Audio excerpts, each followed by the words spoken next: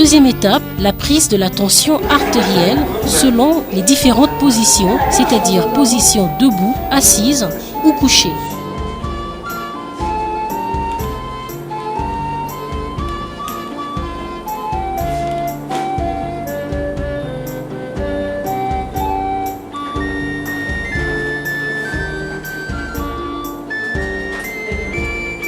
Celle qui est prête, hein.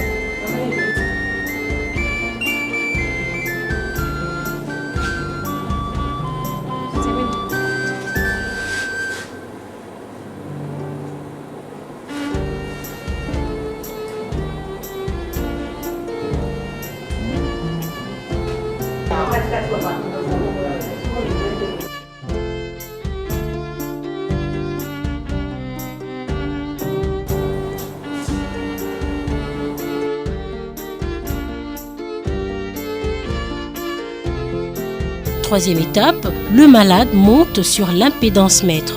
Cet appareil, à partir de l'âge du malade, son poids, l'impédance-mètre détermine le taux de graisse se trouvant dans le corps. Toutes ces données recueillies seront insérées dans un logiciel et seront ensuite compilées après 8 secondes et donnera les résultats sur 500 pages.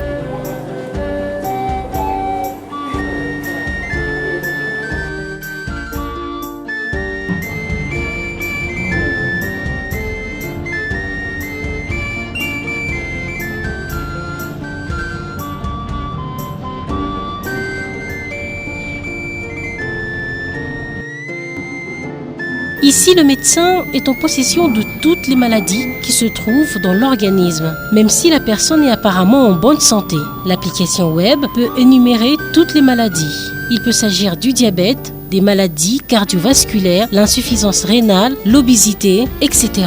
L'évolution globale de santé propose aussi le traitement curatif et préventif à administrer aux malades, et ce, après tout le diagnostic. Et dans le cas où la personne n'a aucune maladie, l'application web le signale également.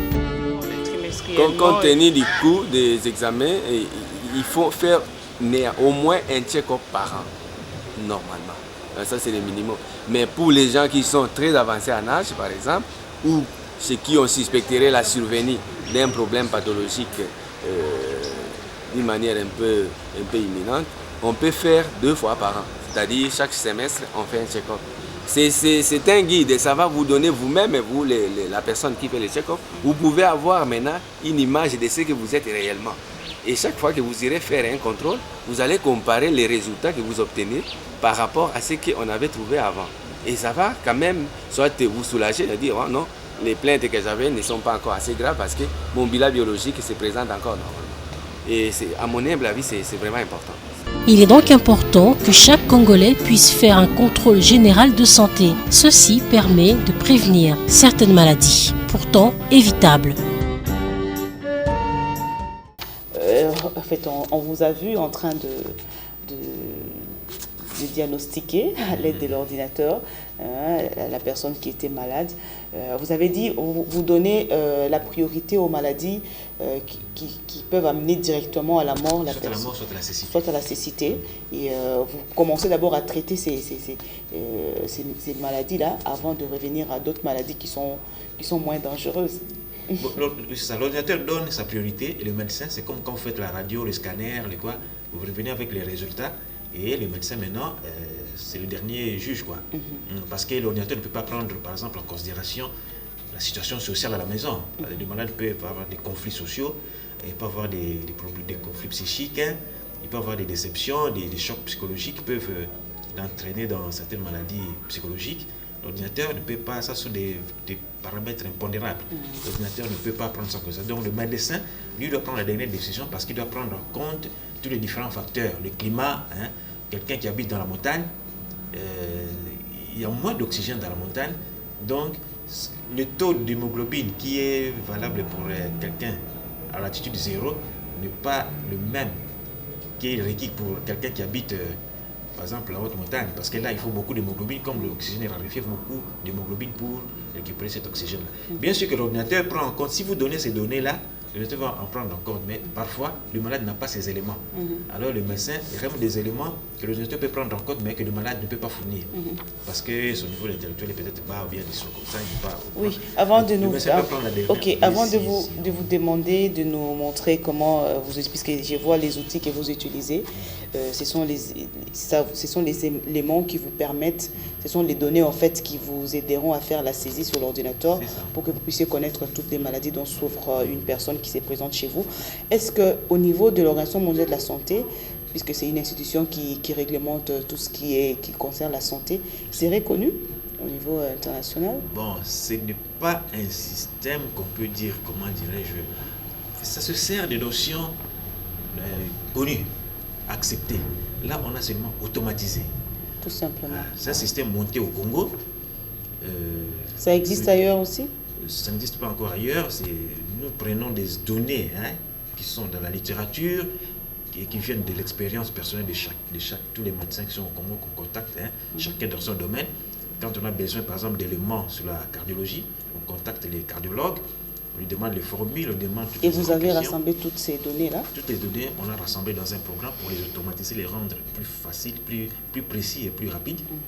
Alors, on les a introduits dans l'ordinateur. Alors, l'ordinateur fait un programme pour ça. Okay. Donc, il n'y a pas... ça n'apporte pas de principes nouveaux. Pour être homologué, il faut qu'il apporte des principes nouveaux. Là, nous avons seulement automatisé un mécanisme de notions qui existent. Parce que le cerveau, ce n'est pas seulement Einstein et Tesla. Au Congo aussi, il y a des cerveaux. C'est encouragé. Et vous avez dit, ça se passe comment? Si vous pouvez nous faire une petite démonstration. Et avant que vous nous fassiez la démonstration, ça prend combien de temps pour connaître le résultat quand la personne vient faire tous ces examens? Bon, les prélèvements, parce qu'il faut prendre la tension artérielle en position couchée, assise, debout 3 minutes. La tension artérielle prend peut-être 5 minutes. Et puis il faut prendre la fréquence respiratoire pendant 1 minute. Ça prend connaître le taux de la graisse dans l'organisme, tout ça. Pour le taux de graisse, là, on prend des mesures. On prend la taille, on prend... Et vous utilisez le mètre ruban ordinaire. On prend la taille au niveau du thorax, au niveau de l'abdomen, au niveau des trochantères, au niveau des cuisses, au niveau des mollets. Alors, toutes ces mesures, on introduit dans l'ordinateur. Oui. Et puis, bon, mais d'abord, on passe dans l'impédance-mètre. Toutes ces données, on les met dans l'impédance-mètre. Parce que c'est sur base de ça que lui va interpréter les résultats qu'il va déceler au niveau de la différence entre les courants envoyés et les courants sortis. Donc, les courants à l'entrée et les courants à la sortie. Tout ça, quand on met là-bas, maintenant, l'ordinateur l'impédance-mètre va donner le taux de graisse, de l'eau, des muscles et des os. Alors, toutes ces données, avec les plaintes, les plaintes de base, c'est-à-dire les symptômes subjectifs, les mesures de la tension, de la respiration, les mensurations corporelles, les mesures de l'impédance-mètre et les données de l'ambiance écologique, c'est-à-dire la température environnante, les taux d'humidité et si on avait un baromètre. Le baromètre aussi parce que la pression atmosphérique peut influencer la pression sanguine. C'est comme les plongeurs, quand ils plongent, sous la mer, il y a trop de pression. Alors quand ils remontent, s'ils ne remontent pas prudemment, la différence de pression entre la pression sous la mer et la pression au-dessus là, cette différence de pression ça fait que ces vaisseaux vont éclater. Donc la pression ambiante influence sur la pression artérielle. Donc toutes ces données mises dans l'ordinateur, maintenant l'ordinateur va générer son rapport. Avec les données de laboratoire évidemment.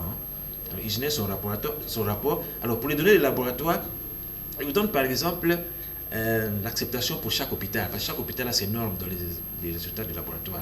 Lui, par exemple, c'est trop par rapport aux normes universitaires, c'est trop par rapport aux normes Maroc, c'est trop par rapport aux normes de Nice, c'est trop. Donc, maintenant, le médecin peut choisir maintenant les normes dont il a besoin. Vous vous posez certainement la question de savoir ce que vous devez faire pour avoir un poids idéal afin d'éviter les maladies dites non transmissibles, comme le diabète, l'obésité, les maladies cardiovasculaires, l'hypertension ou l'hypotension. La réponse est simple, vous devez surveiller votre alimentation, elle doit être équilibrée, c'est-à-dire les aliments doivent contenir les protéines, les glucides, les lipides et autres. Ne mangez pas trop salé ni trop sucré, évitez les les aliments gras ou les aliments avec cholestérol. Mangez les aliments à base de céréales, mangez beaucoup de poissons ou la viande blanche. Ne mangez pas à l'excès et respectez tous les jours vos heures de repas. Évitez de manger au-delà de 19 heures. Mangez au moins 5 fruits par jour. N'oubliez pas d'accompagner vos repas avec les légumes et prenez 3 litres d'eau par jour. Évitez de grignoter entre les repas. Faites aussi les exercices physiques. Tous ces conseils vous permettront d'être en bonne santé. Nous sommes pratiquement à la fin de notre mission. Je rappelle à nos téléspectateurs que nous avons parlé de... C'est une nouvelle approche. Et heureusement pour nous, c'est expérimenté plus en RDC. On ne sait pas si ça s'est fait aussi ailleurs. Cette approche s'appelle évaluation globale de la santé. C'est au niveau de l'ordinateur. Et aujourd'hui, si tout le monde est malade et vous ne savez pas de quoi vous souffrez, à partir de cet ordinateur, on peut détecter toutes les maladies dont vous souffrez. Et cet ordinateur vous propose aussi les traitements. C'est de ça qu'on a parlé avec le docteur Jean Dadé Diasoluka. Il est ophtalmologue. Il est également généraliste et c'est informaticien. Et il fait partie de l'équipe de médecins congolais qui expérimente cette approche. Merci d'avoir répondu à notre invitation, docteur. Merci aussi à vous qui nous avez suivis de partout. Nous sommes aujourd'hui à notre 28e numéro et nous vous retrouvons la semaine prochaine pour notre 29e numéro dans le cadre de votre magazine que vous aimez bien, Diagnostic. Merci à toute l'équipe technique qui a permis que nous puissions nous présenter chez vous et nous vous retrouvons la semaine prochaine. Si vous avez des questions, n'hésitez pas, s'il vous plaît, faites des textos et là, nos spécialistes seront à mesure de répondre à vos préoccupations. Au revoir et à la semaine prochaine.